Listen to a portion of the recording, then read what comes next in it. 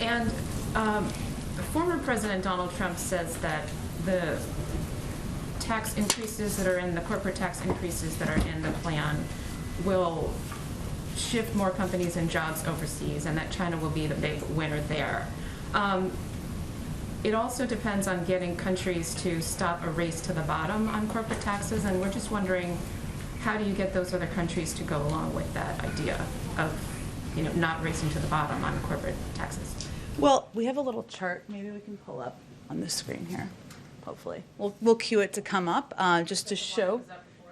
Was it up before? Well, we'll bring it up again because it's a relevant one for people to take a look at. That just shows the journey of corporate tax rates over the course of the last several decades. The fact is, the corporate tax rate at 21% is lower than it has ever been in the past. What we're talking about is raising it to 28%, which is lower than it's been in the past several decades for most of that period of time. And it goes back to a rate that was the case during part of the Bush administration. See, as you can see here. Now, during the 60s, it was up over 50%. Obviously, that's incredibly high.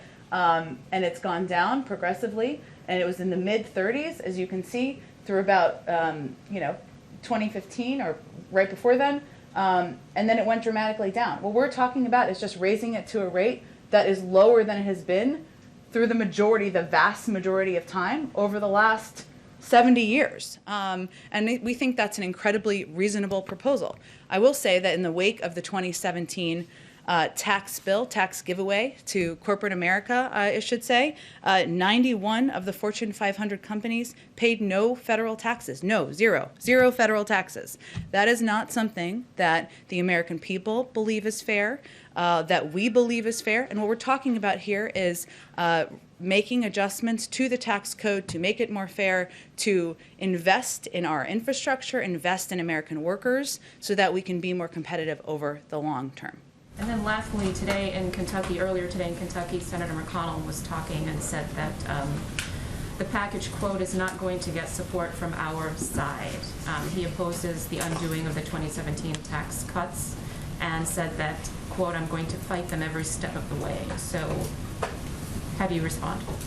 I think there's some more questions to be asked. Does he disagree that our nation's infrastructure is outdated and needs repair?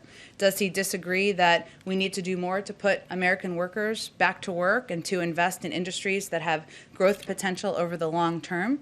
Does he disagree that 1/3 of the country who doesn't have broadband access should have access to broadband?